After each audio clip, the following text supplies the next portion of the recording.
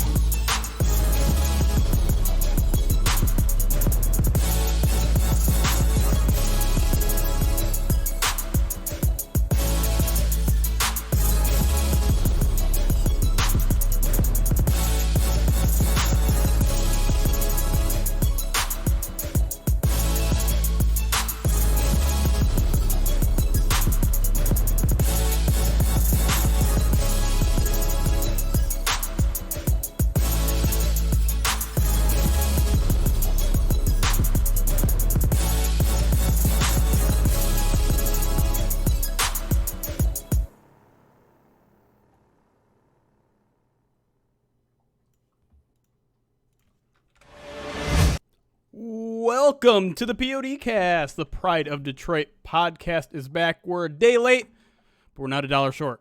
My name is Jeremy Reisman. I'm the managing editor of prideofdetroit.com. I am the interim coach of this podcast. We are back. Training camp is upon us. We're about to enter the actual practices, maybe even get some information about what the team looks like. We're going to talk about all of that probably next week because there wasn't really anything to talk about this week. But we got a packed show for you. We're going to talk about whether the NFL can actually pull off this season. And then the Lions made a handful of roster moves over the weekend. And they also got a lot of praise this week already about their chances for the 2020 season. So we're going to talk about all that coming up. But before we do, let me introduce my co-host of the show. Ryan Matthews is here. That's at Ryan_POD. Ryan, I didn't have a big, long lead up to you because the people just want to hear you. They don't want to hear me right now. I need no introduction. I really don't. I'm here. I'm always here. And sorry we're bringing this to you on a Tuesday, but it just made the most sense. It did. We had to kick the can down the road a little bit, but we're here. There's plenty to talk about, and we're going to get to it. But first, I do need to talk about your shirt a little bit. And I know it's not great podcast fodder, but this is just, again, if you're listening to the podcast, maybe you should consider watching live on our Twitch channel, twitch.tv/prideofdetroit, or YouTube. Describe your shirt for me. All right, so this shirt comes from a brand, a local brand in Detroit called Simplified. Hashtag. And we're not getting paid. Hashtag. We might. Hold on. Okay. But anyways, it's got this crazy crack line on it, and I love it. It's amazing. I don't even know how to describe it, but it's just like if a lion had been shocked by static electricity and literally given crack. It's all in the eyes, really. It is. Like those little insane eyes. It looks like it's embarking on a wild trip. Speaking of wild trips, oh boy, football in the COVID era. Was that a good enough segue? I don't know. Yeah, that was phenomenal. I really like that. So we have to talk about it. We've kind of avoided it all podcast summer, just kind of living in the delusion that the NFL season was for sure going to happen. I'm not saying it's not going to happen, but we've never really debated the merits of whether it can, should, or will happen. And so that's what we're going to do here in the first segment. obviously a big news around college football today. Big Ten decided they were going to cancel fall sports, or at least postpone fall sports until potentially the spring. Same with Pac-12. Can only imagine that really everyone else is bound to follow at this point, because how weird would it be to just have like a Big 12 SEC college football year? I don't think that's going to happen, but I mean now that one of the biggest arguments I think that people are making for the NFL is kind of like, it can't fail. There's too much money at stake. There's too many people involved. Professional football is just too big to cancel right now. And I think a lot of people thought that way about college football too. I mean, college football makes a ton of money. They have how many television channels just for individual conferences? And, so many athletic departments are dependent financially on football alone. And now we've seen football essentially get canceled. So could the same thing happen to the NFL, Ryan? Yeah, I think any premise that starts with too big to fail, history time and time again shows that nothing is without failure. And I think look no further than the MLB season. If you want to look at a sport that probably best sets itself up outside of golf or tennis to be socially distanced, and that sport is encountering problems, I think that the NFL is the sport that's the most likely to have problems, the biggest rosters, the most contact between players. I just think that anybody is going, and no bubble, because it's just not viable. I think if anybody is going into this season, or if anybody is still thinking that the NFL is, like you said, too big to fail, I think you're really setting yourself up for some disappointment, because look at what's already happened with college football, as you mentioned, and the Pac-12, as you mentioned, canceling all sports until the end of the calendar year. I think that's something that's probably going to be pretty widespread amongst all colleges. Now, I'm all for some of the things that are also happening with this movement, though, in college football. I don't want to get too hung up on it, but the idea that players are starting to realize like the power that they have and their worth, and potentially even maybe throwing out the idea of unionizing, right, in order to play. I think these are all great realizations. Now it's terrible that it's happening under these conditions, but the ship has kind of sailed on college football. And if the ship has sailed on one form of football in the fall, you have to think that there has to be a good chance that the NFL doesn't happen either. Yeah, and let's get a little bit into the college football talk that you mentioned, because I think that the really riding force behind the unionization and the players finding a voice was obviously Trevor Lawrence going to Twitter and getting a lot of attention. I want to focus specifically on one thing he said, because it pertains, I think, at least a little bit to the NFL. And it's the idea that he thinks the structure of college football is safer for these players than if they were to go back home and potentially go to places that aren't socially distancing. They don't have the daily testing, or however often they're testing at the college football level. They don't have the structure, the plexiglass that some of these facilities do. Is that something you buy? I think it's something worth considering, because we don't have facts. Like, we can't say no, he's for sure wrong, or yes, he's absolutely right. But I think that's a claim that he makes that's worth discussing. So do you think he's onto something there, or do you think he's off base? I mean, I don't think that it's so off base to say that there are college players that have a better life or a better quality of life at school than they do at home. I don't think that's so wildly off base to say. With that being said, I think almost everybody can wash their hands and wear a mask. And that's essentially what people need to be doing in order to stop this disease or this virus from spreading. So I understand his sentiment, and I think it's really I think it's aimed at trying to just fuel the fires as to why college football should be happening. I just, at the end of the day, I don't think that it's a huge reason as to why college football should still be happening. I think the detractors outweigh the benefits. Yeah.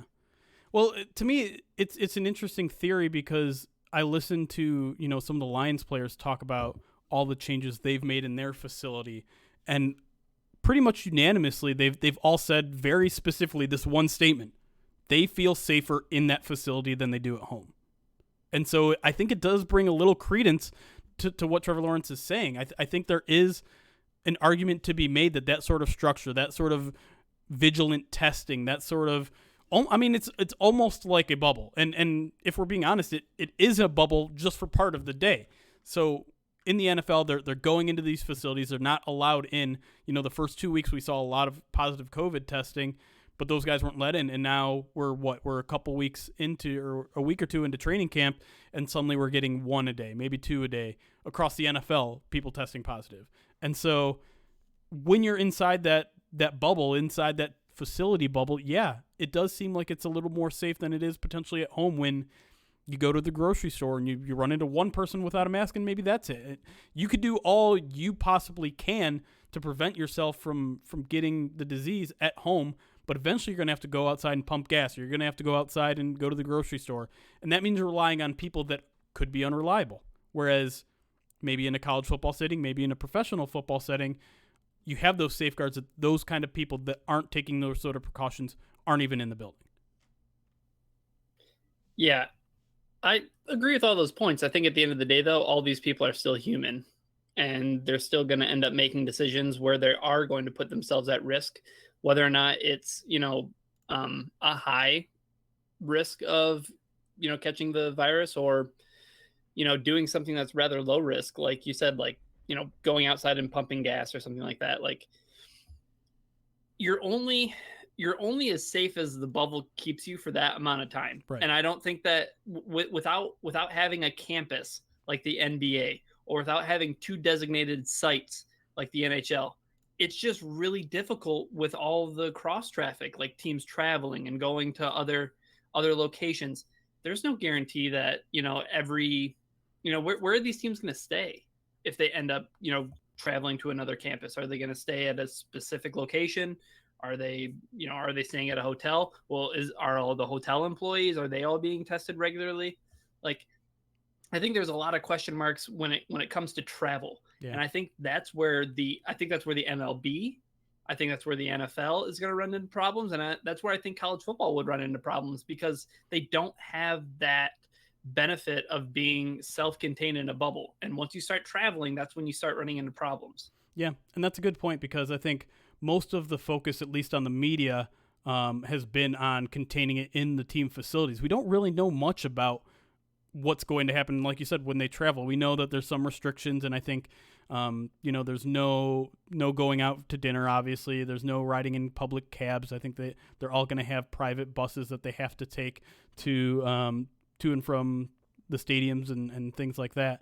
But yeah, that's the inherent risk there, is that because there is no bubble, there's at some point these players are going to have to put themselves at risk, whether they're trying not to or whether they're being reckless. And we've seen from some other sports some players be reckless. Now, I do think that the NFL has had enough time, and they're going to really nail down as clearly as possible to some of these players that any sort of reckless behavior is not only subject to fine or suspension, but is capable of decimating an entire team, because all it takes is one person, because this is such, as you said, a high-impact, close-quarters sport, that it really takes one person to not only decimate like a couple of his teammates, but blow out an entire position. And if you blow out an entire position, that's it. Like, you can't play a game without an offensive line. Exactly. Yeah. And while some of those positions are more critical than others, it's imperative. Like, you're not going to play the game without wide receivers. Right. Like, that's just not going to happen. I think the other factor here that we need to talk about is the NFL and its stubbornness. So we don't know if a breakout's going to happen. We know that there's inherently going to be a risk, and we know while the COVID case numbers are down now, that could all change with travel. And like I said, just one person can kind of throw a whole wrench into it. But let's say an outbreak does happen. When would you expect the NFL to shutter its doors? When would you expect the NFL to say, okay, we tried, but it didn't work out? You look at even the MLB is pressing on right now, despite the fact that 2 teams have basically been on hold for 2-3 weeks now. That seems like it's going to be hard to do in the NFL. If you miss 2 or 3 weeks in the NFL, I don't know how you catch up. So the question is, is the NFL just going to be stubborn and be like, sorry, you just get to play 2 fewer games? Are they going to just disqualify a team and say, you know what, you didn't contain the virus, so you're disqualified from the 2020 season? Or are they going to be very careful like basketball was when the virus first hit and be like, all right, we got to shut this down. We'll get it together and try this months down the road. How do you see the NFL reacting to a potential outbreak? Yeah, I mean, I think it's all just really speculation at this point. Sure. And I mean, because you can't make up football games like the same way that you can baseball games, where you can do double headers, or Right. you can squeeze a bunch of games in a short period of time. With the NFL, you're looking at probably, I would say that they would make them like forfeit for the week, and then you have the chance to, get your negative test in during the following week, and then all of a sudden it's Sunday and maybe you can play the following week, or maybe you'll have to forfeit that week too. Like, I'm just unsure of how they would handle that, because they don't have the luxury of kind of playing the waiting game or kicking the can down the road. Yeah. The one safeguard they do have in place, and I think this was definitely on purpose when they set up the schedule, they have it so each team that plays each other on week 3 has the same bye week, correct? So essentially the idea I think there is, if they have to take the first 2 games of the season and move that to the back end, they can also move that third game to the bye week of both teams, and therefore they've created 3 extra weeks. But I feel like that was just a safeguard in case things were so bad that they couldn't even imagine, starting training camp now, or they needed to move that a month down the road. At this point, an outbreak could happen at any point. And so if it just happens to one team, I don't think you're going to change the entire NFL schedule.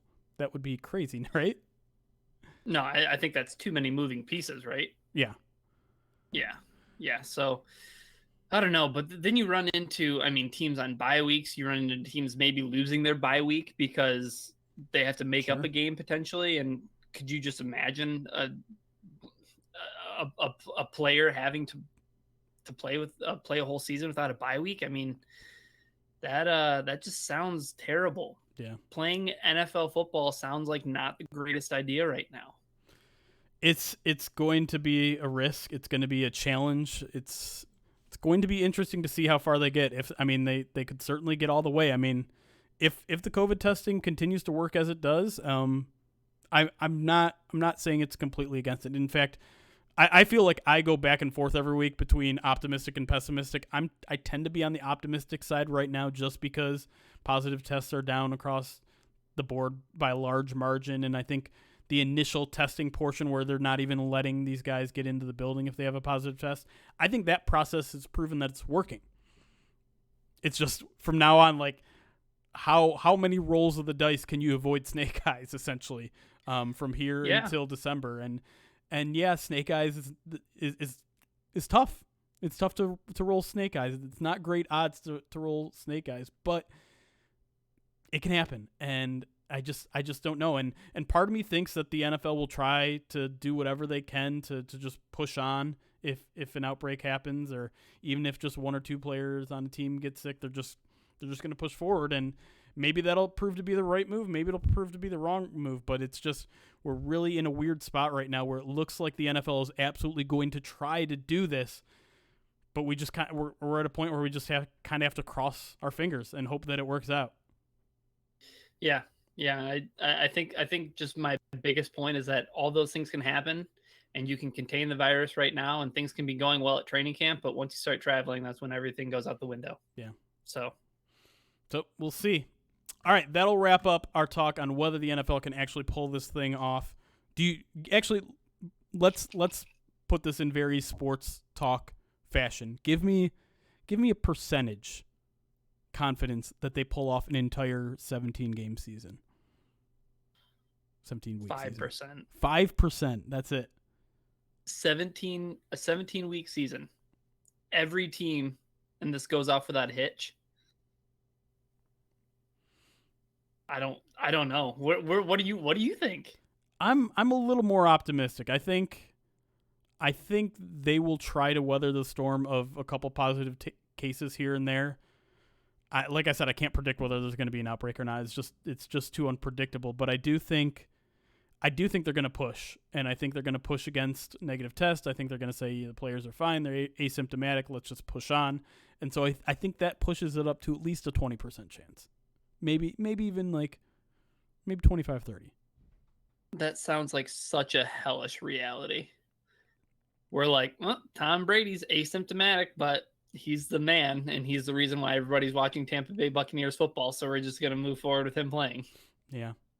I mean, they're wild. That's wild. That's so irresponsible. There's more money to be made in the NFL than the NCAA. There's these guys are professional athletes too. They're getting paid, so the owners, they can't just cancel the season as kicking the can down the road in terms of paying their players, which some people are arguing the NCAA might be doing.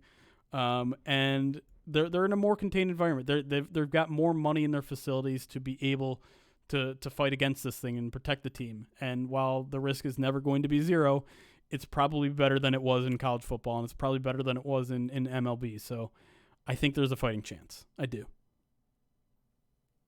Fair enough. But I'll just say, hey, college football already canceled it because they're worried about what's going to happen. It's true. It's true.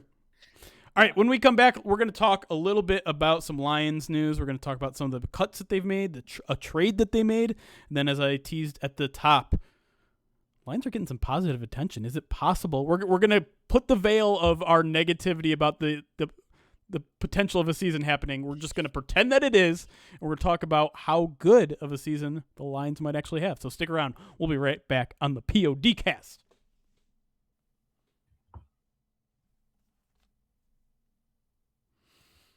Zeus asks, so if we get no football at all this fall, what should we do instead? Well, we're definitely going to be doing some watch parties of Supermarket Sweep 100%. That's 100% happening. We'll probably, I mean, you guys already know in the Twitch chat. Fall Guys, absolutely. Karaoke stream, absolutely. We'll probably have to do a virtual Madden season. Yeah, for sure. No question. Yeah. We'll have to put that together somehow. We'll probably do, we did that one watch party of a Lions game. Which one was it? Or the Lions doc? Wait, oh yeah, you did the game, but we also did the documentary too. Yes. We could do the documentary again, but I was thinking there's still like 5 or 6. Was the game the Browns game? No. It wasn't the Matthew Stafford Browns game? Was it butt flip? I don't remember. It was. Yeah, it was the Vikings overtime. Yeah. So we could do more of that sort of stuff. I would say like we're almost certainly going to be doing a lot more Twitch content if the season gets canceled. If no NCAA season happens, what happens to senior college players? Will there be a draft? I think a lot of college programs have already said that they will try to maintain their eligibility for another year, if possible. But I think players are also going to be given the opportunity to opt out and just go to the pros. For college football? Yeah. Yeah, there's a lot of players that have already announced that they're opting. Right. Well, they announced that they were opting out of the season before season got canceled. Right. And I think what the current rule is, you have to be 3 years out of high school to enter the draft. So, I mean, if you want to go technically by the rules, it's going to be another year for a lot of these guys. So they might become draft eligible, despite there not being a football season. But I think the players and the colleges, I think, are going to be fighting for another year of eligibility for like the seniors, so to speak, to come back next year. But I don't think any of that is set at this point, so don't quote me on it. Lions get the 3rd overall pick again, baby. Let's go. Yeah, let's go. I don't know if that's one of the questions that we have. I think it was one of the questions in our comment section, but all those got wiped out when we changed to a new comment format. Sorry about that, guys. It wasn't my decision. Oopsies. Don't yell at me.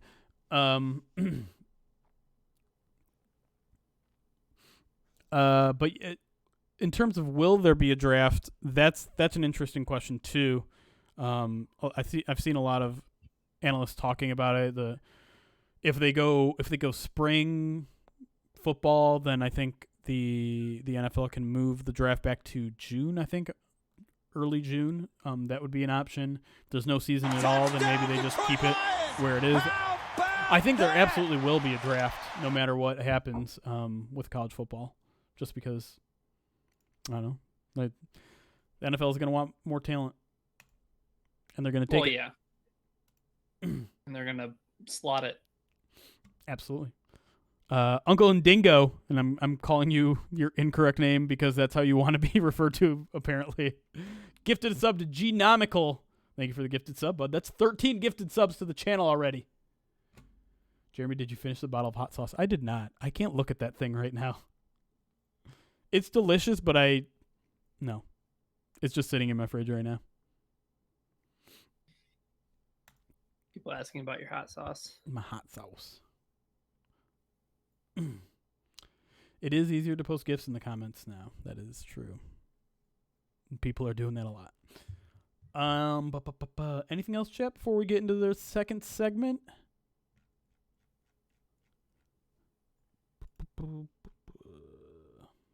No? Bueller? No. Super talent, not more No. talent. Yeah, that's fair. You'd buy a bottle of Jeremy branded hot sauce? I don't think you'd want one that I made, though. I would try it. What would I call my brand of hot sauce? No mentum. No mentum.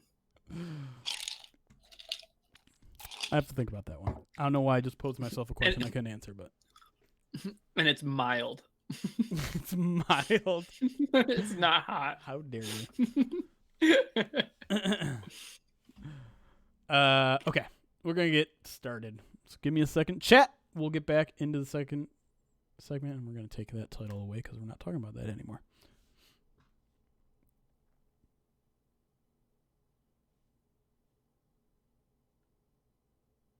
Welcome back to the POD cast. Rolling on, talking Detroit Lions training camp as it's underway. But now let's talk about what they did to get to where they are now. They had 90 players. They decided they didn't want to go split squad anymore, so they decided to cut 5 players and trade one player away. So let's run down some of the guys that they cut, and we'll talk about whether we were surprised by it, not surprised by it, and then we'll talk a little bit about the trade as well. So let's go one by one. The first one was announced before the other ones. Travis Fulgham, Lions 6th round pick in 2019. He got cut first amongst this group. Ryan, was that a surprise to you? It was a little bit of a surprise to me because I thought that he would maybe have the inside track after Geronimo Allison opted out of playing in the 2020 season. So I thought that just because he had some experience with the Lions, that he had maybe an inside track at making the roster. But having him cut was a little bit of a surprise. It was more of a knife in the gut and a twist when he was claimed by the Packers later. Yep. Yeah.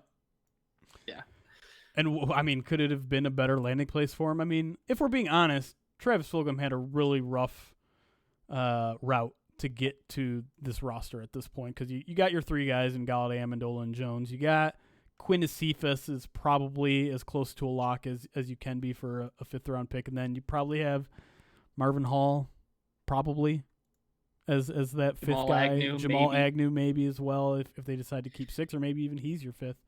And so it didn't look good. I guess he could have potentially fought for guys like Marvin Hall's spot or Jamal Agnew, depending on how good they're looking. But the guy didn't catch any passes in his first year with the Lions, and I think he only played in 3 games. So it was tough. But the wide receiver that I was a little more surprised about was a cut that came on the next day, and that's Chris Lacey. Because I thought Chris Lacey was in that competition. He was someone who looked good in camp. He's a guy that actually caught a pass or 2 in the 2019 season. I thought he was someone that could potentially challenge for Quintus Cephas' spot. I knew you liked you some Chris Lacey. Yeah.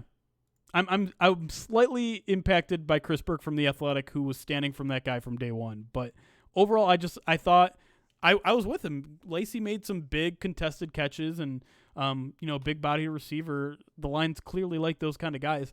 I thought maybe they were thinking, let's hold off on Quintez Cephas, see if we can get him to the practice squad. And I know that's by far no guarantee, especially with a wide receiver needy team like the Packers. Like, they probably would have came in and swept him up. But you never know with draft picks. And to me, Lacey was a young enough guy that had shown enough potential that to make him one of the first, 6 cuts, that to me was surprising. Like, why not go to another position and let Lacey and Cephas battle it out?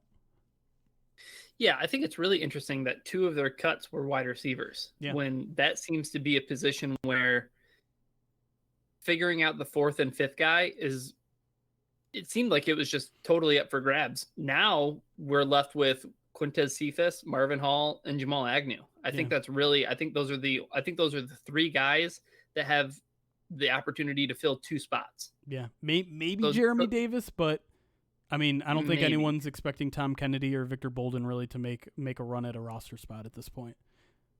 No. And I will say earlier, like you said, for Travis Fulgham, going to Green Bay is probably the best thing that could have happened to him because there's a direct route to playing time there. Yeah. Where in Detroit, like you said, it was just kind of a crowded room.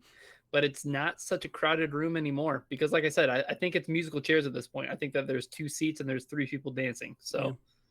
And it's kind of interesting, too, because I think normally you see in a training camp, and this is by far not a normal training camp, but you normally see them bring in 10, 11, 12 wide receivers just because they need guys to take reps. I mean, there's three teams, and now the Lions have, let me do some quick math, 6, 8 wide receivers on the roster. That's not a ton for three deep, honestly. Right, and one of them isn't really even a wide receiver yet. Oh, I don't even have him on the. Do I have him? Where is he? No, I don't have him part. So technically, he makes 9, but still, that 9 is not a ton. I think that's less than you normally bring into training camp, and obviously you're normally bringing 90 instead of 80. But just kind of an interesting move. I think both of us probably would put both those guys on the roster bubble, probably out instead of in terms of Chris Lacey and Travis Fulgham, but it's still, at least a little bit of a surprise that, they get rid of him instead of someone like Caleb Beninock, someone that no one is even considering having a roster spot chance. Yeah, and we do that roster bubble series over at the website at Pride of Detroit. I think that those 2 decisions, though, Chris Lacey and Travis Fulgham, those are 2 guys that would make me go back and count like the rest of the roster and be like, I don't know, would they be in and out? Like it wouldn't just be a split decision where it goes, oh yeah, no, that guy doesn't even really have a chance. He doesn't have a route to playing time. He doesn't do X, Y, or Z well enough to earn a roster spot. Doesn't have the versatility. Both those guys, I think you could have made a case for either of them making the team. So it's surprising. Yeah.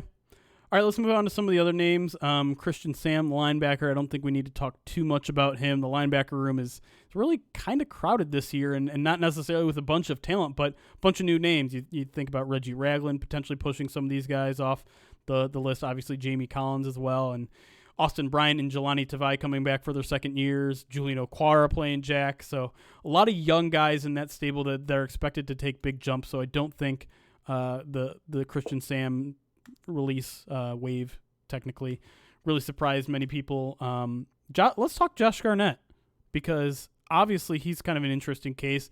One of the earlier signings the Lions made in free agency, and a guy that came with kind of the same hopes that a lot of busted first round picks do, where it's just like, okay, maybe he needed a change of scenery, maybe this is a good spot for him. The Lions have a guard competition going. At the very least, maybe a guy that has all the physical tools to be in the NFL can figure it out with the Lions, and if not be a starter, be part of the rotation or at least part of the depth there. But were you surprised at all to see Josh Garnett, basically get cut before he had a chance to make an impression in Detroit? I think so, just because he didn't get the chance to make an impression on the field in Detroit, really. Yeah. I think that's why he came here. I think that's why, this was a guy that San Francisco traded up for in the draft to pick in the first round. Yeah. And dealt with some injuries and some not so stellar play. But this is a guy who at Stanford was one of the best offensive linemen in the country. So I think it's really interesting that he barely had enough time to get a cup of coffee in Detroit, and all of a sudden he's on the out, especially when you have kind of like the wide receiver position. There's really an open competition for left and right guard. Yeah. I don't think it's a slam dunk. We're both on the record as saying we're not going to have two starting rookie guards. Yeah. And maybe it's even a stretch to say that the team might have one starting guard to begin the season. Sure. But I think it's kind of interesting that they parted ways with somebody who they brought in without even getting a chance to see him on the field. It seems like they really just want to like keep their guys because they have their guys. They drafted Stenberg, they drafted Jonah Jackson, they have Ode Abushi, who has ties to Darrell Bevel. For some reason, I think Kenny Wiggins has blackmail on the entire Lions organization.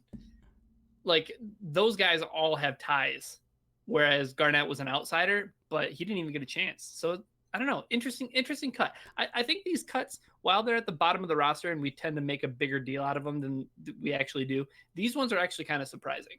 Yeah, and I think this one kind of goes along with the pattern that I think it was Michael Rothstein pointed out on Twitter. The Lions didn't get rid of their young rookie or second year guys. They're undrafted rookies. They wanted, and maybe this is just them kind of doing a nicety to these guys, but they wanted to give those guys a chance. The guys that they really, I mean, I know in terms of Garnett, he didn't really get a chance to show what he's got, but he's had a chance in the NFL. A lot of these other guys, like Caleb Benenoch, not that he's a UDFA or anything, but you look around at their roster and a bunch of, guys that really haven't had a chance to make an impression yet. Bobby Price, Jalen Elliott, Jeremiah Dinson. I'm mostly talking about defensive guys here, but Hunter Bryant. A lot of these guys that they just don't have any idea on. They want to see what they've got other than, a certain amount of practices in terms of just like conditioning. I mean, you can't really tell who you've got in terms of conditioning based on a week of lifting weights or running laps or running up a hill or whatever. So I think they tried to do some of these guys a solid by, if they're veterans that they kind of know already, either based on film or based on them being around the Lions for a while. They're like, you know what? You probably weren't going to make the team. Go make an impression elsewhere where they're not as deep at this position as we are. But we need to see what we got in these news guys. We need to see what sort of investment we made in our 6th and 7th round draft picks. We need to see if our undrafted rookies are going to make any sort of impression. We need to see if these first year players can make a jump from year 2. And so I think that's why you saw a guy like Josh Garnett, Travis Fulgham, even Chris Lacey, even though those guys only got 1 year to make an impression in Detroit, they got their chance. And now they're giving that chance to some other guys. Mm-hmm. Yeah, well said. Last guy that they cut was Jonathan Wynn, defensive end. Maybe a mild surprise to me because just that down defensive end role right now behind Trey Flowers, who's there? Like, you got Romeo Okwara, who's currently on the NFI. And then who's behind him? Who's capable of playing that down defensive end? Are you relying on Desean Hand to kick it out every once in a while? Is Desean Cornell, their 7th round pick? Is he someone they see making an impact year 1? To me, that one didn't surprise me in terms of the person, just the position. It didn't seem like they were particularly deep at that position to me. Yeah, I agree completely. And we talked about it, I think, on the podcast last week, in terms of just that depth they have at the position, or rather the lack of depth they have at that position. So maybe they are counting on Desean Hand, but I think that's the wrong basket to put all your eggs in. Yeah, that's definitely a risk given how the first 2 years have played out with his career. Lastly, did you have one more thing on that? Well, yeah. Actually, I wanted to throw one question to you. So of those 3 positions, so let's say wide receiver, guard, and down defensive end, of those 3 positions, which do you think the Lions are most likely to sign another player? Good question. I don't think it's wide receiver. don't think so either. I think it's probably down defensive end. I think this team could just add linemen anywhere on the defensive side of the ball right now, because obviously they're also kind of hurting at defensive tackle with Atkins opting out, and then the Jalen, what's his name? The Baltimore Raven that failed his physical. Dalen Mack? Dalen Mack, thank you. Yeah. So now they're essentially relying on John Pennicini to be the backup nose. So I think really it could be anywhere on the defensive line, and defensive end absolutely counts in that. Yeah. Agreed. Last thing before we jump into what ESPN was saying about the Lions this week is the trade of Mike Jackson. We don't really need to talk a lot about it, I don't think. I don't think either of us really had any impression that Mike Jackson was going to make this roster, considering all the additions they made at cornerback. Tony McRae, Dale Roberts, Desmond Trufant, obviously Jeff Okudah as well. Long shot for him to make the roster, but at least the Lions said they were going to release him. They said they were going to cut him. And then the Patriots were like, oh, wait a second. Don't do that yet. Let me throw you a bag of pucks, the Chris Draper deal. And and we'll take him off your hands before you even have to release him. And that's what they did. And any thoughts on this move? Is there anything interesting about that trade other than what I just said? It just astonishes me how much business Bob Quinn does with the Patriots. It's it interesting, makes right? sense.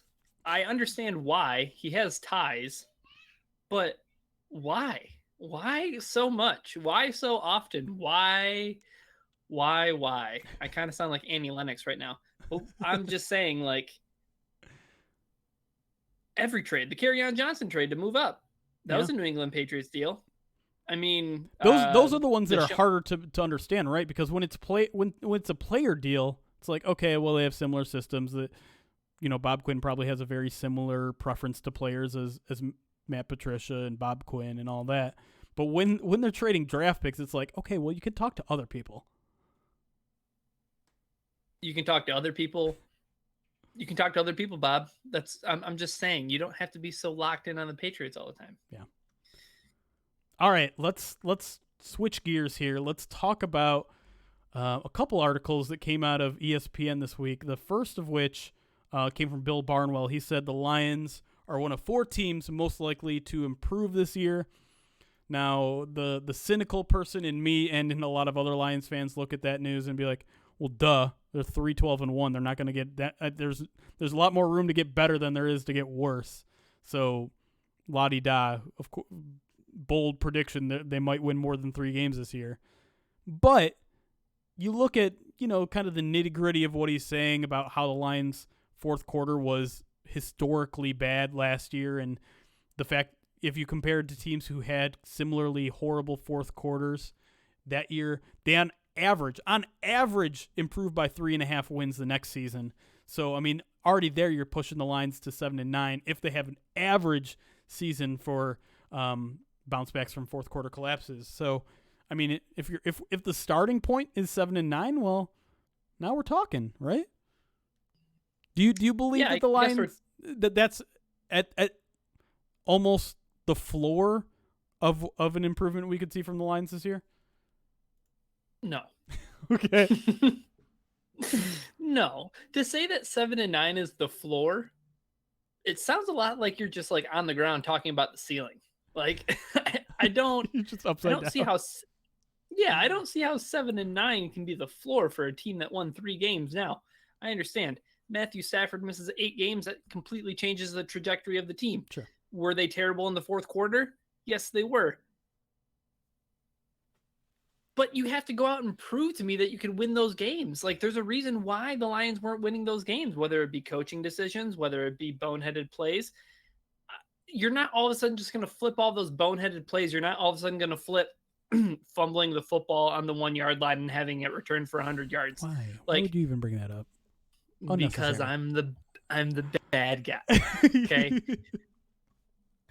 But what I'm saying is that I just don't think that there's this kind of like, I don't believe in this line of thinking that like, okay, the Lions, they got so unlucky in all of these spots that all of that unluckiness is going to turn into like fortune. And I know that sounds weird to say that going from 3 wins to 7 wins is huge fortune, especially when you're getting 8 more games potentially of Matthew Stafford back. But it just seems like such a long shot to say that unlucky things will not happen to the Lions again. Unlucky things will happen to the Lions again because it's football, and that's just how things happen. I'm not saying it's a Lions thing. I'm just saying it's a football thing. Yeah. I mean, there were some other arguments that Barnwell made. Turnover margin, which is the variance on turnover margin year to year is huge. It's why we saw the Bears take a big step back last year, because their turnover margin in 2018 was insane. Lions were pretty bad in terms of their turnover margin last year, so regression to the mean says they're likely to be better in that category this year. And then, interestingly enough, I believe the Lions were first in terms of easiest strength of schedule by their measure, which is, I think that's based on win total, Vegas win totals projections. So that's kind of interesting. The Lions are playing the AFC South, which is not considered to be a great division necessarily. So I don't know. I'm almost with them, and part of it is because of that Matthew Stafford factor, because this team was essentially a 7-9 team last year. I mean, maybe it's more like 6. If you want to go technically under Matthew Stafford, they were what, 6-8-2? If you go full season. So in terms of win percentage, that's the same thing as 7-9. But the question is this team actually significantly better than it was last year, even with Matt? Like with Matt, you're let's just assume the Lions were 6-8-2 last year. Matthew Stafford continued on his trajectory, 6-8-2. Is this team better than that potential team? And the answer isn't clear to me.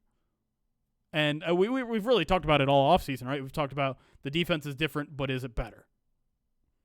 And that's the key, right? Because if the offense picks up where it left off last year, then I'm happy with where the offense is. The defensive improvement is where the money is going to get made, and it's the biggest question that's still on the roster. Well, that's also like, the defense is different, but is it better? The offensive line, different, but is it better? The running back position, there potentially may be a different shareholder in terms of who gets the most carries. Is it better, though? I mean, you want to hope so, and you want to think that all of these changes will result in wins, but I don't know I just don't know if I see it, because I don't think the talent is quite there yet. Like, they acquired new talent, but is the talent enough? And you lost talent too. Like, I don't know. Darius Slay wasn't the player that he was maybe over the, past, say, like 2 or 3 seasons. But you still lost your number 1 cornerback. Yeah. You're counting on Desmond Trufant to be that guy. You're counting on a rookie to be the number 2 corner. You're counting on Justin Coleman to be the guy he was in the first half of the season rather than the second half of the season. True. And I know that's just one position, but the linebackers, is Jared Davis going to be a top 5 linebacker? Unless you're Andy Benoit, I think there's a lot of people who are kind of, hey, drink some milk, will you? I think unless you're looking at the linebacking corps with, some rose-colored glasses, there's a lot of questions to be answered. So that's why I just have to take all of this stuff with a grain of salt. However, when you started to bring up the idea that the Lions' strength of schedule is the easiest based on Vegas projections, now I'm interested. Well, now I'm starting to believe a little bit more. Well, let me continue that optimism, because Aaron Schatz of Football Outsiders wrote an article today, Tuesday, about the teams most likely to go worst to first. And he writes this every year. A lot of outlets like to write these kind of articles because on average it happens every year.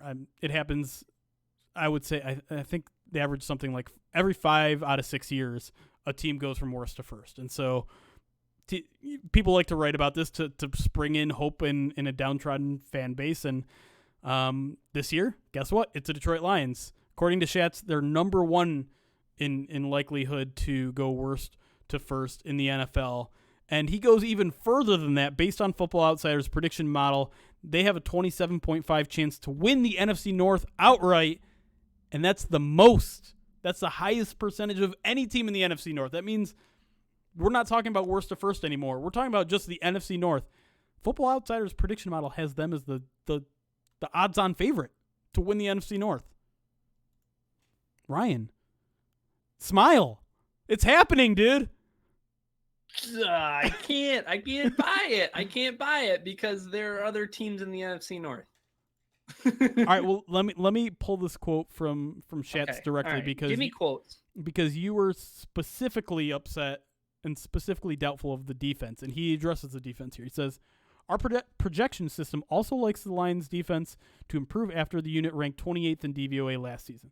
The Lions added a good amount of free agent talent, much of it from the number 1 New England Patriots defense. They made up for trading away veteran cornerback Darius Slay by selecting the talented Jeff Okudah 3rd overall in the draft. Combine the talent influx with a low turnover rate, something that strongly regresses towards the mean, and the Lions should be better on defense in 2020. Look into the camera and tell Aaron Schatz he's wrong. Aaron Schatz, I want to believe you're right. And you are. Okay, the end of the segment. We're done. Yeah, no, I mean, there is obviously reason to be completely skeptical. I mean, why would you believe in a Matt Patricia-led defense when 2 years have told you not to do that? But I want to sip on. I'm leaning towards sipping. I do think 7-9. I think 6-10 is the floor of this team. I was just about to say that, but I didn't want to be like criticized because I was like 7-9 is ridiculous to think that's the floor. But 6-10, like you can sell me on Matthew Stafford winning 6 games. And I've been on record plenty of times saying I think if Matthew Stafford plays all 16 games of the season, this team isn't losing double-digit games ever again. And then Matt Patricia's first year came along and the Lions went 6-10. But outside of that, hopefully we've learned things in the past 2 years. Matt Patricia has his guys all across. I mean, there's Patriots guys littered across this defensive roster. There's no more excuses. It's going to work. 7-9 is the bottom. I'm saying it. This team is not going to be worse than 7-9 this year. Clip it, chat. Clip it at home. Play it back for me in January when we potentially actually have a season that just finished. This team is going no worse than 7-9. So, Jeremy, are you okay? I'm great. Are you okay? Are you sure you're great? Yes. This is wild. This is insane. These are things that I was not expecting you to say. So I am completely caught off guard. I'm sweating. My palms are sweaty. How are your knees? I have my mother's spaghetti on my. I'm more worried about your knees. Let's be honest. I'm worried about my knees too. Just specifically one of them. They are weak, but I think you're right in the sense that you can count on Matthew Stafford to be a winnable quarterback, to win you more games than he's going to lose you games, just because he's not that gunslinger that he always used to be. And I think that he's a much more polished quarterback than he was. And that lends itself well to the argument that the Lions, hopefully with these defensive additions that Aaron Schatz brings up, you do regress more to that, to the mean when it comes to defensive turnovers. I think the 7-9 thing, I'm stuck on that because of Matt Patricia. I'm not really stuck on that. I think so much is because of the talent. Yeah, that's fair. And I think the one big caveat we have to have for all of these articles that are positive about the Lions is that they all mention how they expect the Lions' success to be based on regression from other teams in the division. Bill Barnwell did the top teams most likely to regress today, and the Packers were one on that list. And he listed a whole bunch of factors, very convincing factors, that the Packers way overperformed in 2019 and were very, very lucky in terms of a lot of things, in terms of their health, in terms of their record in close games. And then you look at at a team like the Vikings, who also made the playoffs, but their defensive roster got gutted. So while the Football Outsiders Aaron Schatz article said that the Lions are most likely to win the NFC North, part of the reason for that is that no one has good odds to win the NFC North. Everyone is between, I think, 27 and 29 or 28%. So basically everyone's on level ground, so why not the Lions? That's almost what their article is, and and so it's probably not as high a praise as some may have taken it, or as some headlines, probably including ours, may have led you to believe. But at the same time, it is just kind of like this NFC North is just full of mediocrity right now. So yeah, the Lions got a chance to win 7, 8, 9, maybe 10 games. Just because everybody else is bad. Hey, it's like, zombie apocalypse. You just have to be faster than the slowest dude, right? It's exactly that, and it's funny that you bring up the Lions have to play the AFC South because they've been the poster child of that division, right? Yeah, exactly. Like, just the absolute tire fire, dumpster fire swamp of the NFL. And whoever claws their way to 8-8 or 9-7 is going to be the division champ. That might be what happens in the NFC North this year. And we'll end this segment on that optimism. When we come back, we're going to answer your questions in the mailbag. Hashtag AskPOD if you got any questions. Throw them in our chat as well if you're watching live. We'll be right back with the PODcast mailbag. I wasn't going to do this to you during the podcast, Jeremy, but in the intermission, I'll do this to you right now. I was going to say that I was trying to bait you when I said, well, of the wide receiver, offensive line, or down defensive end position, which player or which position are they most likely to add a player? I was going to be like, all right, Jeremy says Jadeveon Clowney is coming to Detroit. Once I said defensive, I'm like, oh, God. That's what people are going to think. Like, Clowney came to my mind, too, 100%. By the way, Uncle and Dingo, thank you again for another gifted sub to Dustin Whitehead, who said he's going to pay it forward next week. Appreciate that. Thank you. Thank you for all the support, chat. We're up to, 56 subs? Not quite as nice as where we were before, but you know what? I don't care. Any sort of support is appreciated. Hey, Uncle and Dingo drops 100 bits saying, Lions optimism. Listen, things had gotten pretty dark this podcast, starting out with the dark topic of whether a season's even going to happen. Only given 20% chance. Another 100 bits. 5% chance. 5% chance. Zeus asks, how you been? Can I share the video? Is that okay? Yeah, you can share the video. I'll show you how Ryan has been. Totally fine. I don't want to break any HIPAA rules, so I was just being careful here. Look at that. Look at that, chat. Big old scar, but it's moving. She's moving. I'm so proud of you. Thank you. Now I can't. Oh, guys. Hold on. Where? There. Whoop, there. There we go. Are we back, chat? Can you see? All right, we're good. Another good time is right before the Packers get the ball back, losing by 2 scores in the fourth. Yeah.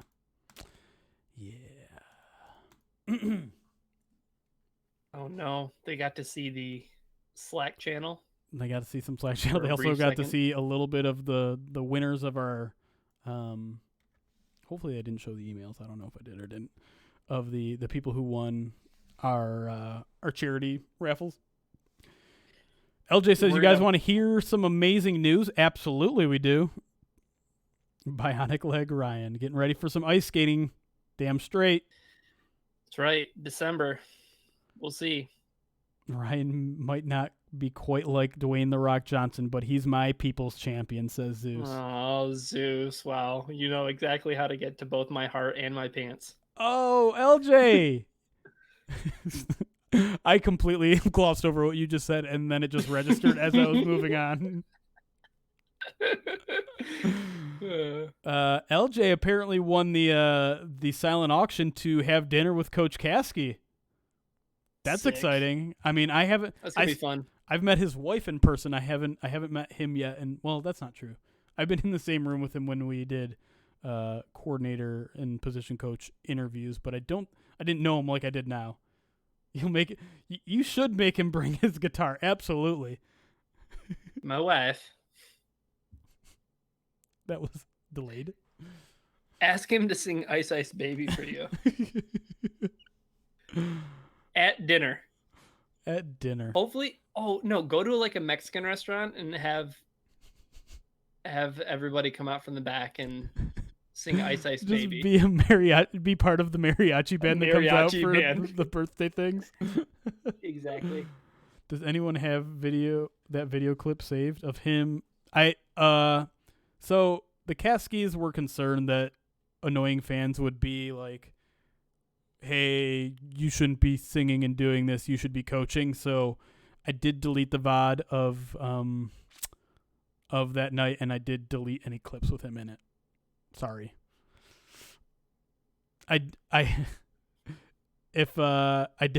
download the entire thing, so I have a full video file of it. Just in case they ever loosen up about it, but for now, I wanted to respect their wishes there and be like, yeah. I wish we didn't have to worry about fans like that, but unfortunately we do, and I get it. Like, if it were to somehow go viral for some reason, it would make him and the team look bad, and none of us want that. So, oh, Ryan, why would you do that to yourself?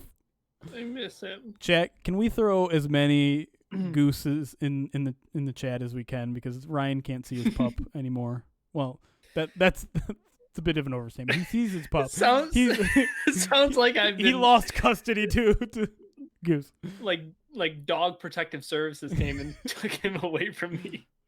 He just can't. Oh, there's that new goose. Oh, there's that goose emote. Yes.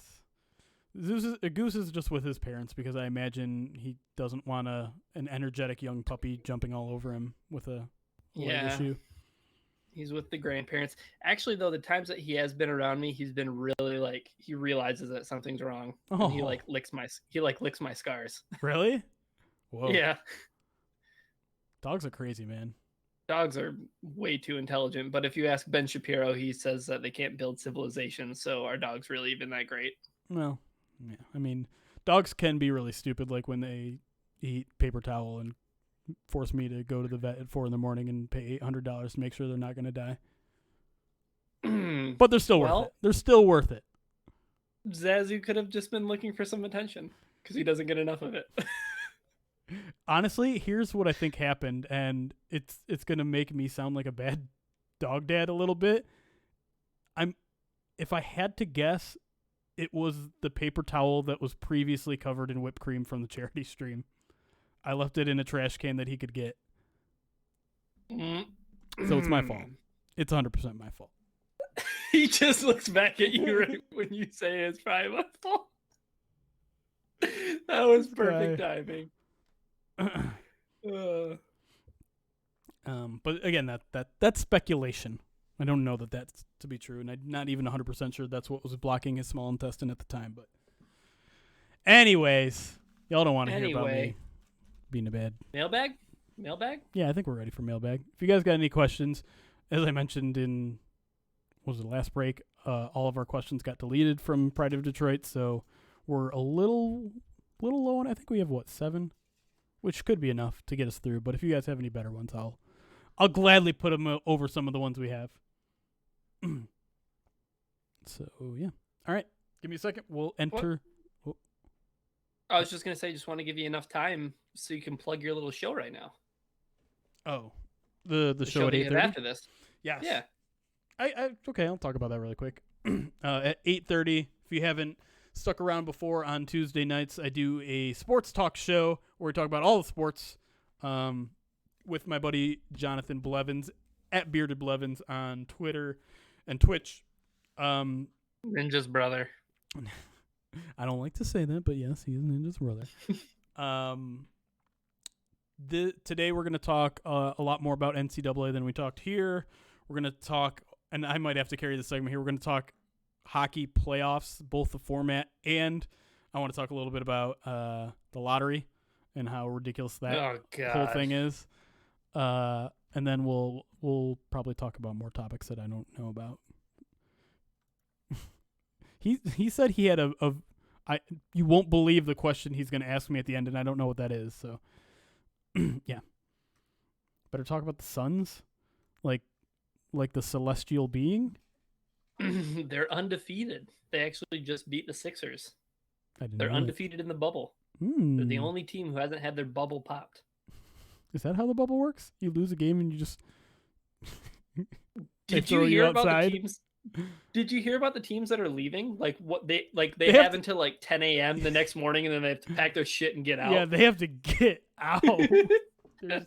You're done. Doesn't that feel like almost medieval? Like they're just like, listen, you're banished from the land. You have to deal with this crazy country and all their crazy people in Whole Foods screaming at people wearing masks and screaming at people not wearing masks, and enjoy that. And because you had it great here for a month. Yeah. Oh, geez. Okay. LJ, you're really going to pull mock drafts on us? It's August. I might still use that, LJ. Because you didn't ask about specific players, and I don't think I can name a single player that's going to be in the draft. So Trevor Lawrence, I guess, probably. Dylan Moses. I saw he was mocked in I don't know. Kent Lee Platty's Pro Football Network. Hey, let's not talk about Ken right now. The summer has been all about loss. Let's with nothing has been officially announced yet, so we should probably shut the hell up. But anyways, you guys ready for the mailbag? You said more than I said. I know. I shouldn't have said anything. Chat, pretend you hear nothing. Oh, Eric Schlitz in the chat. Of course, he's showing me up in his college football knowledge. Alabama's Mike linebacker. There you go. Doop. Mail time. All right. Give me a second, guys. We'll go into the mailbag.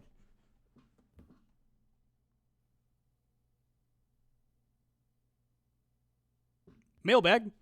Hashtag AskPOD. If you guys have any questions, feel free to throw it on Twitter at any time with that hashtag, or go to the Pride of Detroit page. Usually drops on a Friday or Saturday, and put it in our new comment section. New and improved? ? We'll see.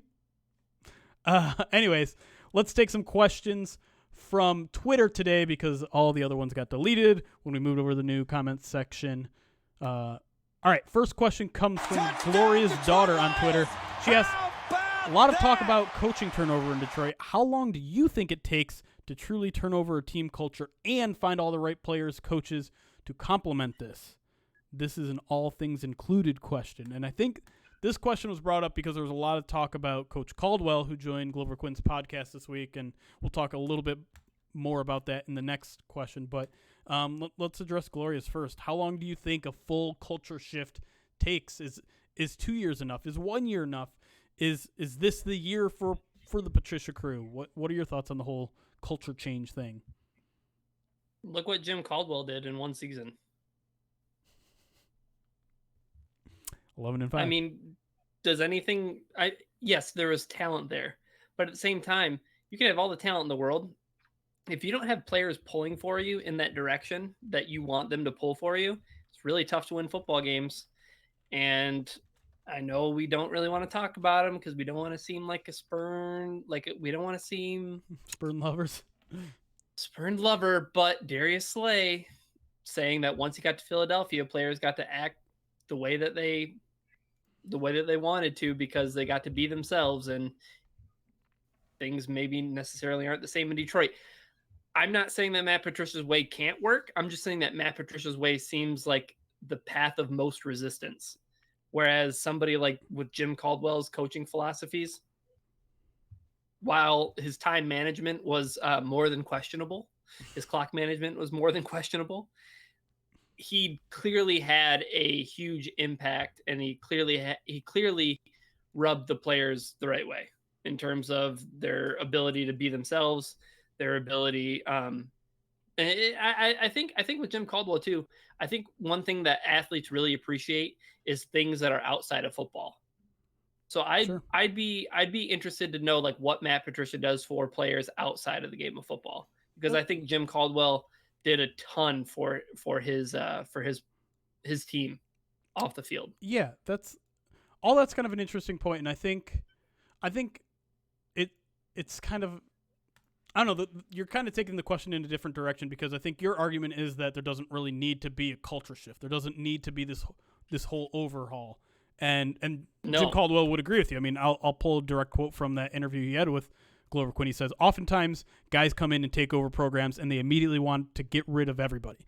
They want to immediately wash their hands and say, let's get my guys in here. When I come into a program, you know what I say? These are my guys. These are my guys, and we're going to win with these guys. And so, yeah, that's one way to approach taking over a new team, and it worked out for Caldwell in that 2014 season. 2014. Where they went 11-5. But obviously he also had a really talented roster at that point, so it was easier for him to do that. I think the question more so is asking, if you pick the blow everything up option, which you wouldn't necessarily agree with, I'm not sure I necessarily agree with either, but if the team decides we need to blow up the culture, all the things that people were saying after Caldwell, we were accepting mediocrity, we weren't holding players reliable, and whether any of that is actually true or not, let's just pretend they are. Let's pretend Bob Quinn, Matt Patricia come in here, they see a team that's too loosey-goosey, they're too not focused on football, they're too not being held accountable enough. He says we need to blow everything up. We need to change everything we do from this organization, from the way we hold ourselves in the locker room, from the players that we have, from the way we practice. If you go that route, how big of a leash are you giving these coaches? I think by their third season, they need to have the season. So I really, truly think this is it for Matt Patricia. Yeah. I'm with you. I think 3 is that magic number because, I mean, you just look at the roster right now. Matt Patricia's hands are all over it. They're now all over the coaching staff as well. And so, I mean, if you can't get a culture full of guys that you've already coached elsewhere and guys that you drafted and only know you in the NFL, then I'm sorry, like you're not cut out for this. So yeah, every like hyperbole that we've made of year 3 being a make or break season for Matt Patricia isn't even hyperbole to me. It's the truth. This is, for me at least. I don't know if the ownership feels the same way, but for me, like my entire confidence in this, reign of Patricia lies on how they do in this year. And maybe that's not fair to put it all on one year where, one injury could derail a season or, there's so much luck that happens in one football season that causes a team to go 7-9 instead of 9-7. But he hasn't earned any sort of benefit of the doubt at this point. So yeah, it's the third year. No question. Mm-hmm. Yeah. All right. Next question comes from Philip. We're going to stick a little bit with Caldwell. He says, are we guilty of not appreciating Caldwell enough? Most successful recent Lions coach, respectable leader, high integrity, basically the opposite of Patricia, his words. I wanted him gone, but now I would bring him back with open arms. I do feel like there's a lot of people that feel that way. I think the question he's asking, is this kind of whitewashing the Caldwell era? Is this thinking more highly of the Caldwell era because we're back in the depths of bottom tier team, or was there actually potential there to do more than just be kind of that 9-7 wild card team every year? I really think that while there was a possibility for Jim Caldwell to kind of like keep the ship going, I still think that the team in terms of roster development, I think the team in terms of their ability to win football games because of decision-making from the coaching staff on the field in real time during the game, I think that those things were kind of capped. Look at the decisions, and I'm not even putting this on Jim Caldwell, but I'm putting this he had to have at least been considered. But like Jared Davis and Tease Tabor, that draft, tough. Yeah, I mean that's a tough way to swallow the pill on two high draft picks. And even just some of the people that Jim Caldwell put in place, the name of the offensive line coach who was completely. Thank you. I knew you were going there. I mean, the people that he put into place. I just think that. Jim Caldwell as a person seems like an awesome person. As a football coach, he seems the epitome of 9-7. Yeah. And then with some extra talent, Jeff look Fisher. what happens. Yeah, the inverse Jeff Fisher. Exactly. Like he's the person that you want to be at the table when it comes to being your head coach. But I just think that it's such revisionist history to go back and say that, the Lions never should have parted ways with Jim Caldwell, because I think that, look at even what happened with Jim Caldwell. He was no spring chicken. He had his own health issues. I think Jim Caldwell would have had to step away from football regardless. True. Yeah, it's tough. At the time, I remember advocating for one more year for Caldwell. I don't think it was that talented a roster in 2017. I think 9-7, but with the ugliness the way that season ended with the Bengals game and him not challenging one of the final plays, I understood it, and I definitely had that same kind of feeling as you, that it did feel like we had capped off with Caldwell, but I just wanted to be sure. The mitigating factor here, though, is Bob Quinn, because I don't think there was ever a chance that Bob Quinn and Jim Caldwell was going to work out. They had 2 years together, but one of the most telling quotes that Bob Quinn has ever made to me was when Matt Patricia came in. It was after either the first or second draft with Matt Patricia. He said, "I'm comfortable drafting now." He said, I know the system that I'm drafting for now. I know the players that fit this system. I'm more comfortable drafting now. And so to me, that tells that there just wasn't the kind of bond between GM and coach that there needed to be to get the kind of talent that they needed, that Jim Caldwell needed to be successful in Detroit with Bob Quinn as the GM. It wasn't going to work. It was water and oil there. They weren't going to mix. And so I was always surprised that Jim Caldwell lasted as long as he did under Bob Quinn, because I do think from day one, like Jim Caldwell said, if Bob Quinn had his way, he probably would have just gone with his own head coach from day one. But obviously ownership liked Jim Caldwell, and how can you not? A very affable person. But those two were never going to work out for me. And so, if it's almost like we should have treated Martin Mayhew and Jim Caldwell as a package deal in the same way that we're treating Bob Quinn and Matt Patricia. Oh yeah, totally. Absolutely. All right, next question. Let's take one from our Twitch chat. And I'm doing this against my own well-being here. LJB Ruff asks, #AskPOD, mock drafts 2021 are out now. 2 parts. A, what position of need do you see them going after? B, how do you think teams will approach the draft with the Big Ten and Pac-12 shutting down their seasons? So which question should I answer first? Let's go with the first one. What positions do you think the Lions should be targeting next year? Well, wide receiver. Yeah. I know it sounds wild, but they don't have a single wide receiver outside of Geronimo Allison under contract for the following season. Well, Quintez Cephas too, but okay, well, Quintez Cephas and Geronimo Allison, your top 2 Lions wide receivers. I'm going to throw out a name just because I love his game, and I think that he would. Oh, you're going to put names on this player. too. Heck yeah. Okay. Rondell Moore from Purdue.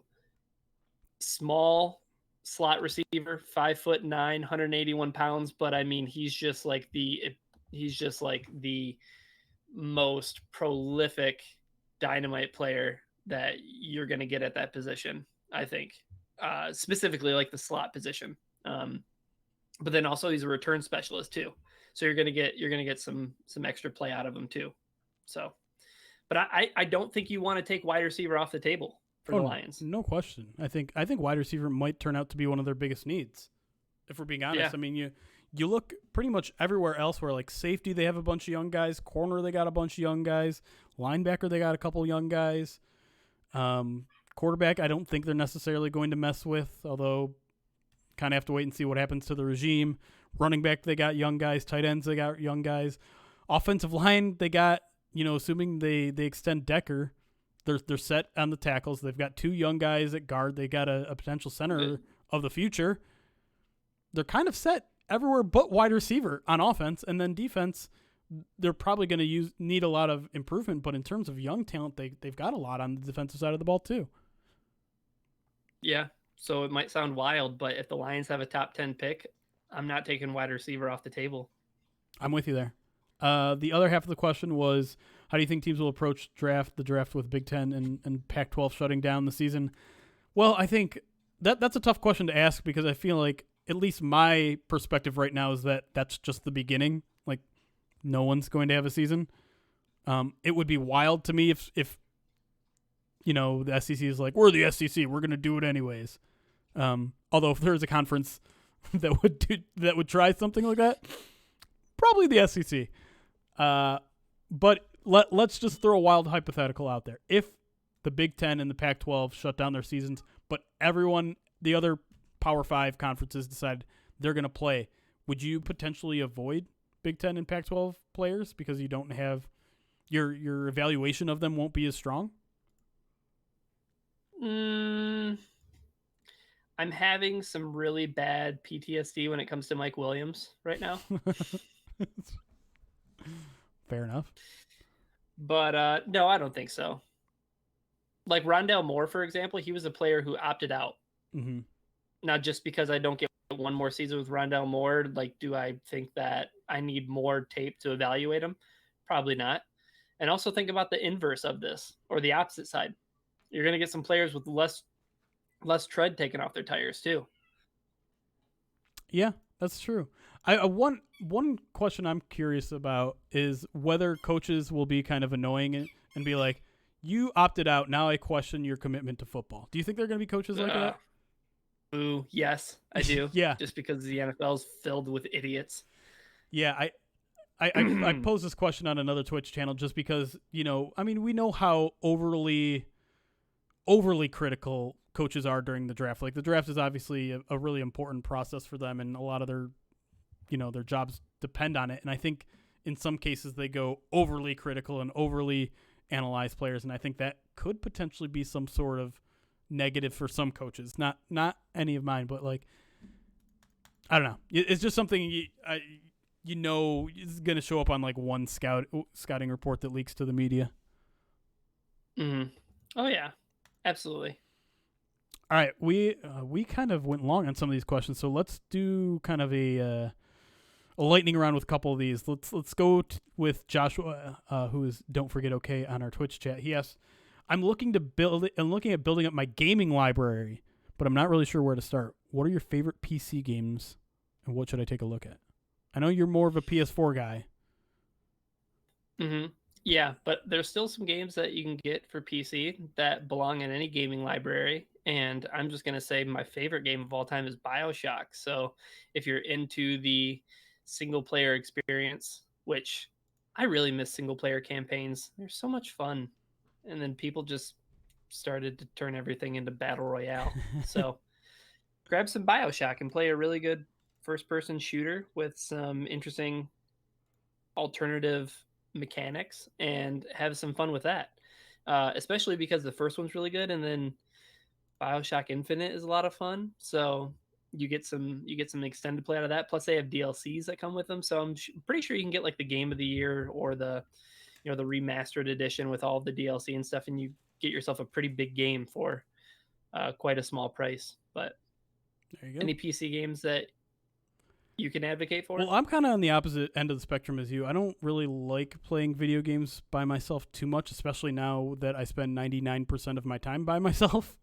So I'm all about the multiplayer games. I'm still playing Fortnite, but I'm also all in on Fall Guys, like the dopey little it's fun obstacle course game that you can play with a bunch of your friends. It's stupid. It's fun. It's $20 on PC. It's free if you have PS Play or whatever. Yeah, I mean, I'm all about those party games. Whether it was like Rock Band back in the day or Mario Party, like I've always been drawn to those party games, and so Fall Guys falls into that. I want to try Pummel Party. All the Jackbox games are a lot of fun to me. So if you're looking for like communal games, those are the titles you should be hitting. Streets of Rage was a lot of fun too, right? True. When it didn't crash a million times. I played it for Nintendo Switch. Yeah. Yeah.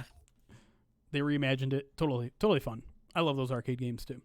All right, really quick. Tyler Bostador asks on Twitter, I've been playing some old Madden games lately and have been rewriting some of Lions history. My question is, which player in the past 10 to 20 years were you advocating for the Lions to sign or trade for, and it never happened? Could have been realistic or a pipe dream. So a guy that you always were just like, I wish the Lions would trade for him. I wish the Lions would go get him in free agency. Was there ever a guy that you just pounded the table for and never happened? Two guys. One of them really recently, and that was Khalil Mack. Mm-hmm. Would you have made Sorry, go ahead. Oh yeah. I was going to say trading what the Bears had to give up, 2 first-round picks and a third-round pick. Like, no, done deal. Don't even have to. We don't have to have a second phone call conversation. It's all good. Let's just get that guy in Honolulu Blue. Khalil Mack would have been a dynamite pickup for a team that has 0 pass rush. But my other one as a child that I was always so interested in the Lions acquiring was Champ Bailey, but only really under the conditions that the Lions had Boss Bailey, and I wanted both of them on the same team. The Bailey boys. The Bailey boys. That would have been fun. Added the fact that Champ Bailey was like, an all-pro cornerback who was actually really good, and Boss, his brother, was not so great. He was all right. My answer, it's going to be kind of a weird one because technically it happened, but not at all when I wanted it to happen. Like you, I've always been kind of focused on pass rushers and having like amazing pass rushers. And one of my favorite pass rushers growing up was Dwight Freeney. Dwight Freeney. I knew exactly who it was going to be. Yes. And I just had a picture of him looking so sad on the sidelines wearing a Lions jersey. Yeah, he came to the Lions at the very, very tail end of his career for like 5 games. And we're like, this is it. We're going to make the playoffs. We're going to make a playoff run with Dwight Freeney. And he basically did nothing for 4 games. But man, when he was at his best, like that spin move, every time he did, I'm just like, I want that. I want that on the team so bad. I don't know if the Lions have really ever had a guy like that. Maybe Robert Porcher that was just had so many pass rushing moves that could dominate an offensive tackle one-on-one like that. Ansah couldn't do things like that. I mean, who else besides Robert Porcher? I don't know if anyone. I can't think of anybody off the top of my head. It's kind of sad, but yeah, when Dwight Freeney and Robert Mathis, those 2 guys together on that Colts defense. I know the Colts defense was historically pretty bad and they couldn't do much for Peyton Manning when they needed to show up, but those guys were really good. Fair enough. All right. Last question goes to Captain_Kirk_29 Shaq on Twitter. He asks, very simply, who has more touchdowns this upcoming season? Swift or Johnson? It's time to get Swifty. It is time to get Swifty. He's gonna be the number 1 back. He's gonna get more touches, which probably means more touchdowns. Probably he'll have 12. 12 touchdowns. It's time to get Swifty in here. Now who's the optimistic one? We're gonna end this on an optimistic note. That has been the podcast, everybody. Thank you for joining us. Be sure to check us out on YouTube and Twitch if you want the video versions. But until next time, it's chaos. Be kind. 8-8 is the floor. 8-8. All right, chat. We've got a decision to make here. How many of you want to stick around for an hour until the sports show? And we could do various things. We could just chat. I can answer more of your questions. We could play Fall Guys. We could play Fortnite. We could... That all sounds fun. Or we could just end the stream and pop back up in an hour. Well, I personally am going to go eat food because I'm starving. This is how every podcast ends. I will allow that. The one thing I will say is I do need to walk my dog at some point in the next hour. Yeah, that's only fair. But everyone say goodbye to Ryan. That shirt is so good. Oh, he's gone. All right, hold on, chat. I'm going to go full screen real quick. Mac and cheese out of the... Oh, Eric, you were too late. I hope you saw that comment, Eric. All right, let me go. You're not going to see anything for a second. I need to... You're just going to hear my voice. Ryan just dipped real quick. He didn't even care about you, chat. How rude of him. All right, then we're going to go full screen, but I don't think you're going to see anything. Full screen. Yep, you're just going to see darkness. You want me to walk now? I can walk now and then come back in a little bit. Woo, I'm back. Let me see what. Let me put it all to a vote here. Do you wanna see an hour of video games? Do you want me to? I mean, I could go walk. You gotta hit up Ryan and ask him where he got it. He did plug the place at the beginning, but I don't remember what it was. Give the doggo love. Okay, I'll do that then. So I'll try to jump on around 8:15 then. Do the sports talk show with John again. If you don't know what that is, we're gonna be doing a side-by-side chat with Jonathan Blevins, who happens to be a Detroit Lions fan and a big sports fan. We're talking about all sorts of sports things, so we'll be talking a lot about the NCAA, talk a lot about Trevor Lawrence, talk a lot about, whether it's whether the NCAA is making the right decisions. We're gonna talk about the NHL and their playoff format and how crazy it is that a couple 12 seeds made it into the playoff round. We'll talk about the lottery and how that is crazy, and then we'll talk about some other things, probably slip some baseball and some basketball. I guess we got to talk about the Suns since that's what you guys want to talk about.